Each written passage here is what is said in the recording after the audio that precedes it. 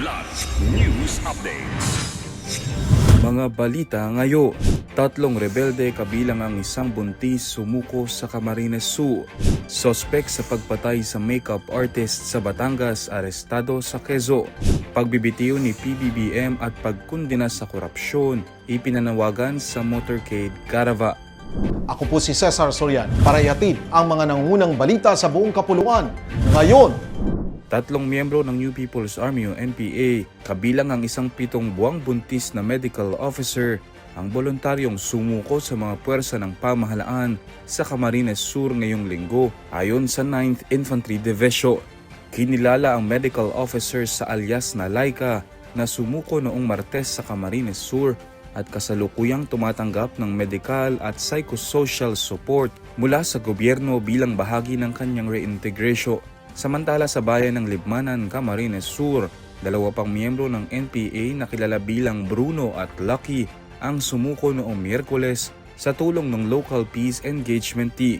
Pinoproseso na ang kanilang mga dokumento upang makatanggap ng benepisyo sa ilalim ng Enhanced Comprehensive Local Integration Program. Arestado ng mga tauhan ng Lobo Police Station sa tulong ng San Francisco Police ang 22 anyos na lalaking sospek sa pagpatay sa isang 34 anyos na makeup artist sa Lobo, Batangas. Ang suspect ay nadakip sa San Francisco, Quezon nitong Enero 31. Matatandaang Enero 26 nang matagpuan ang bangkay ng biktima sa tabing dagat ng Purok 7, Barangay Fabrica, Lobo, Batangas na may malaking sugat sa noo. Ayon sa pulisya, residente ng Quezon City ang suspect at sangkot din umano sa iba pang kaso ng pagpatay. Na-recover mula sa kanya ang motorsiklo at iba pang personal na gamit ng biktima. Naharap ngayon ng suspect sa mga kasong robbery with homicide at carnapping.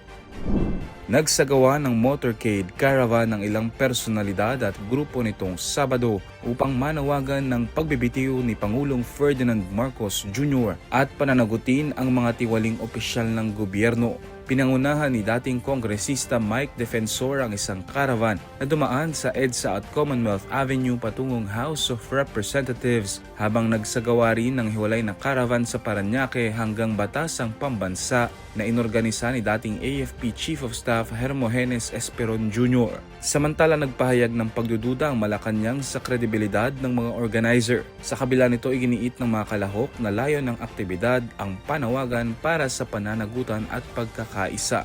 Mapayapang naghiwa-hiwalay ang mga grupo matapos ang programa sa Batasa. Para sa Kidlat News Channel, ako si Renzel Lenon, nag-uula. ako po si Cesar Soriano kasama nyo sa bawat pagputo ng balita.